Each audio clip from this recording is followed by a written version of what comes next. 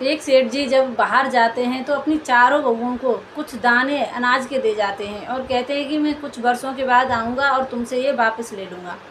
तो सेठ जी तो वहाँ से चले जाते हैं। तो एक बहू ने तो फेंक दिए और कह दिया कि गोदाम में से निकाल कर दे दूँगी जब भी मांगेंगे। तो दूसरी बहू ने भी यही किया, यह सोचकर उन अनाज के दानों को वो खा गई। और तीसरी बहू ने वह कपड़े में बांधकर संदूक में रख दिए। और जो चौथी बहू थी उसने उन अनाज के दानों को पीहर भेज दिया और कह दिया कि इन अनाज के दानों को बो दिया जाए।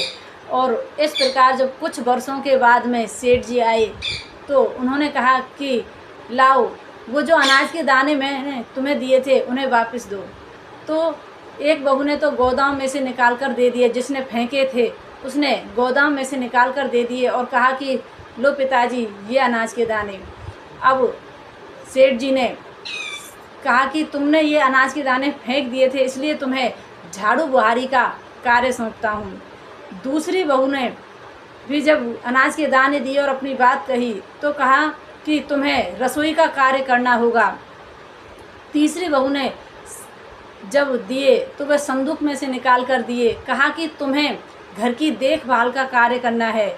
और चौथी बहू से जब कहा कि तुम्हारे अनाज के दाने कहाँ हैं, तो उसने अपने पीहर से बैलगाड़ियों पर अनाज की बोरियां मंगवाईं और सेठ जी ने कह दिया कि तुम इस घर की मालकिन हो। तो कहते हैं कि समय पर यदि हमारी बुद्धि काम ना करे तो सब बेकार है। तो देखिए, चौथी बहू ने अपनी बुद्धि का उपयोग किया और कुछ मुट्ठी भर अनाज के दानों को इतनी बड़ी फसल में बदल दिया। तो कहते हैं कि जब भी कोई कार्य करो तो उसे हमेशा बढ़ाकर करो।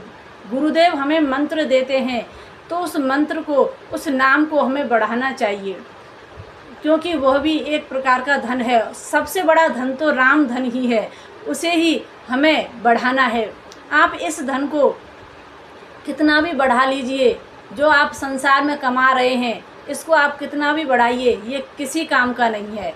बस आपकी ज़रूरत पूरी कर सकता है, लेकिन आपको परलोक नहीं ले जा सकता, आपको प्रभु से नहीं मिला सकता। इसलिए जो भी गुरुदेव ने नाम जप के लिए कहा है, मंत्र दिया है, उसे आप करिए। इस धन को जितना हो सके उतना बढ़ाइए, क्योंकि ये ही हमारे सदा काम आएगा।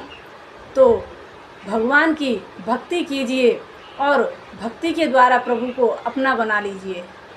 जब भी हम भक्ति करते हैं तो प्रभु प्रसन्न होते हैं, और जब प्रभु प्रसन्न होते हैं तो कहते हैं कि अरे, जब भगवान ही हमारे हो गए तो फिर हमें किस चीज़ की कमी। तो भगवान से कुछ मत मांगिए, भगवान से भगवान को ही मांगिए। जब वो मालिक ही हमारा हो गया तो उसका वो सब कुछ भी हमारा ही हो जाता है। तो इसलिए भगवान की भक्ति करके प्रभु को अपना बना लीजिए, तो देखिए जीवन में आनंद ही आनंद हो जाएगा।